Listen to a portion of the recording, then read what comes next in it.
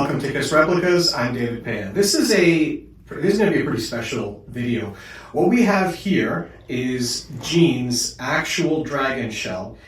As a matter of fact, this is the very first dragon shell that was ever produced. This goes all the way back to Destroyer, and we've been able to piece together that this is the first dragon shell he's ever worn. Now, it evolved from Destroyer into Rock and Roll Over into Love Gun, and it was even worn briefly during Creatures, but we'll be able to show you a timeline of this exact shell as it progresses through the years.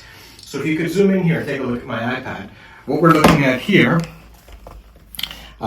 this first image here, this is the first costume fitting. This is January 1976, okay? Now, what I want you to pay close attention to is, assuming you can pick it up on the camera, there is a front scale here that has been cut out. This is a leather scale. I know it's hard to tell, and there's going to be better images that show this of it, okay? But there is a missing scale, and it is there in leather. Also, if you look at the teeth gap, how it's narrow at the top, widens at the bottom, and there's a slight slant to that one there. Now, it's hard to perfectly show on this one here because the shell does come apart, so we've got gentle clamps holding it, but you can see that it has that general imprint as well, okay?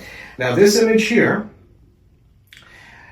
and I'm speaking directly to Gino. Gino, this is the first time that they did a photographed costume fitting. Now, I don't deny that they tried the suits and the boots on prior to this, but this is the first time they actually did a photo shoot and documenting Gene in costume. The rest of them as well, but for sake of what we're talking about right now is Gene.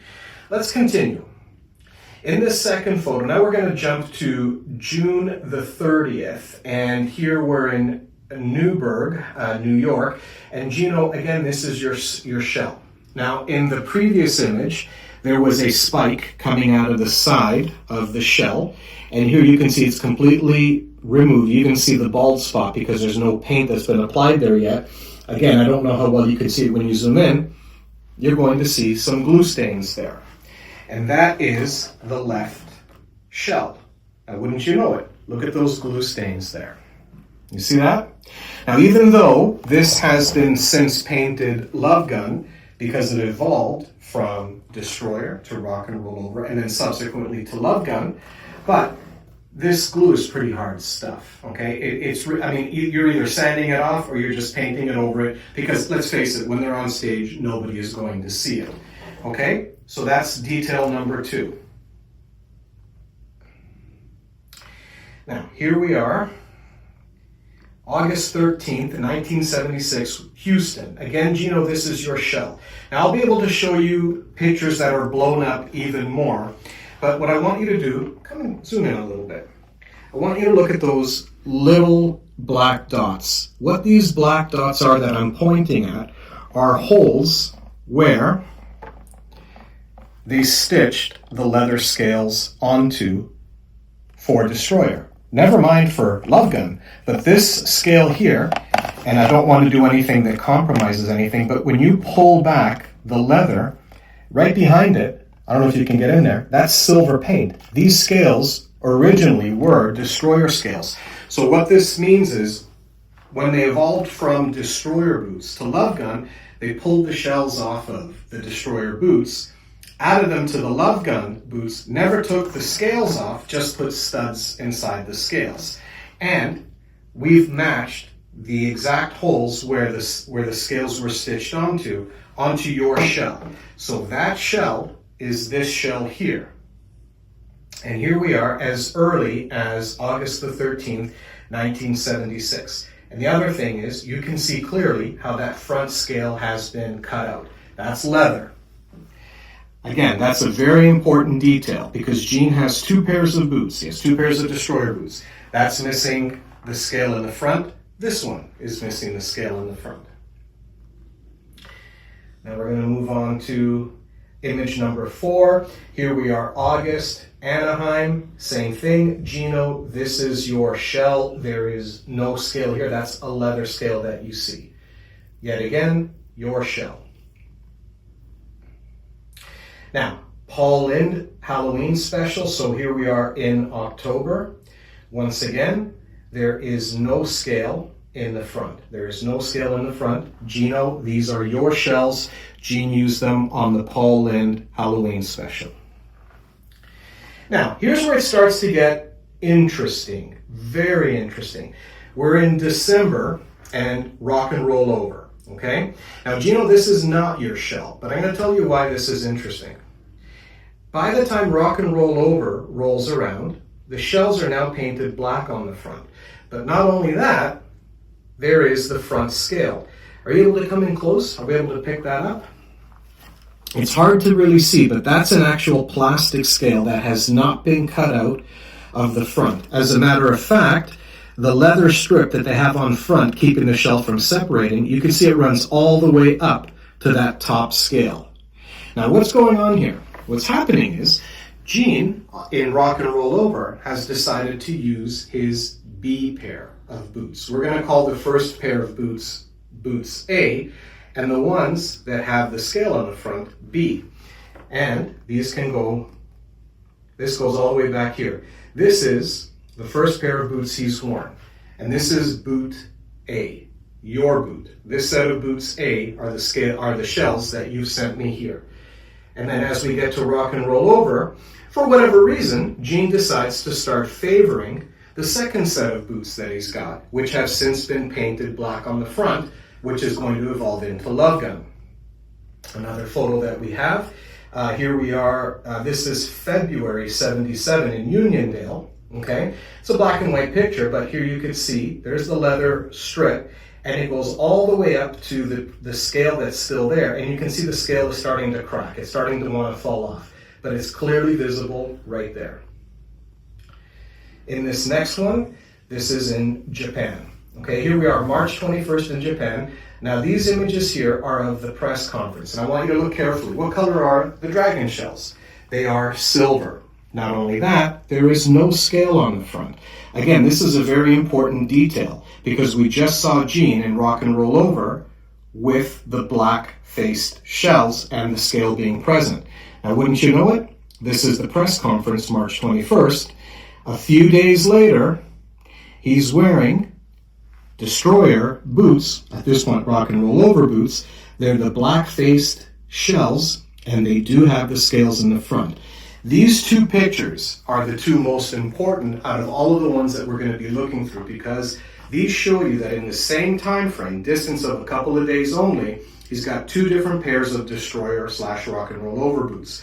One of them doesn't have the scale in the front, the other one does. The one that does have the scale in the front has since been painted black on the front, not to be confused with what you're seeing here. So here we have a pair of shells with the scale, black-faced. The other ones are silver and don't have the scale. What I'm trying to establish is a timeline. This dragon shell started in Destroyer without the front scale.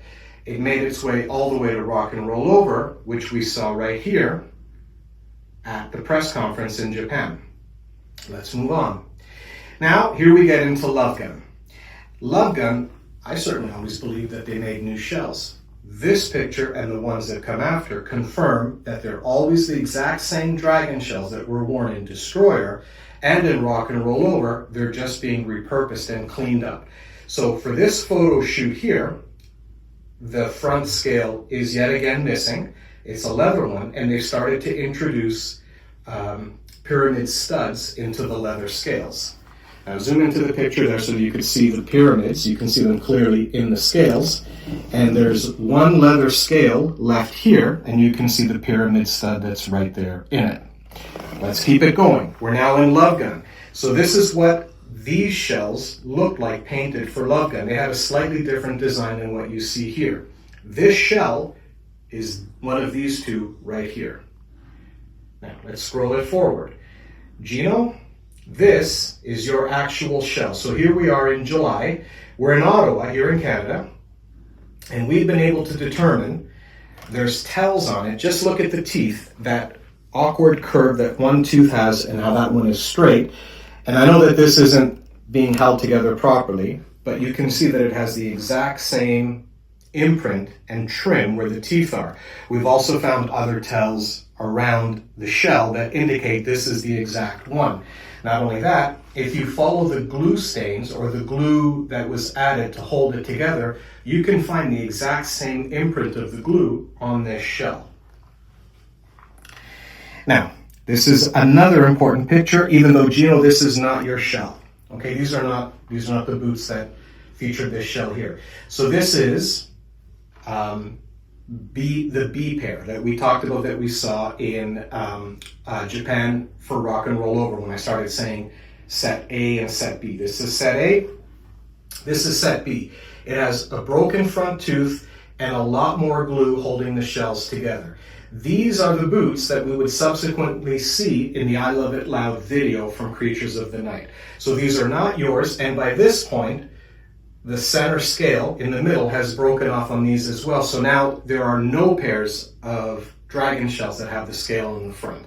They are now all missing them. And the last picture here, this is from the filming of Kiss Meets the Phantom of the Park. Here we're in California, and Gene's got his foot up, and this is your exact shell. It shows the glue stained right there, and it shows this, the studs on the leather scales, just like you see here. So Gino, this is an evolution of the dragon shell that you sent us to restore, and we're going to do that with gloves on, basically, and a lot of pride. So it does start off during Destroyer. This is the shell that had the spike on the side, and we've been able to show you and document how it starts from Destroyer, is then used in Rock and Roll Over, and ends up in Love Gun as far as Kiss Meets the Phantom. So now what's left is to start working this to get it to look like one of the dragon shells from Love Gun. And Gene, I'll reach out to you personally. You'll be able to tell me exactly what you want it to look like, and we'll actively ensure that it does. So here you have it, folks. Not only do we make your fantastic replicas, but from time to time we get collectors, such as Gino, high-end collectors, who've got stage-worn items that they send to us either to restore or to fix up, create displays, whatever the case may be. The next time you see the shell, it's going to look like Gene is wearing it in 77 or 78. So that's it, everybody. Rock on.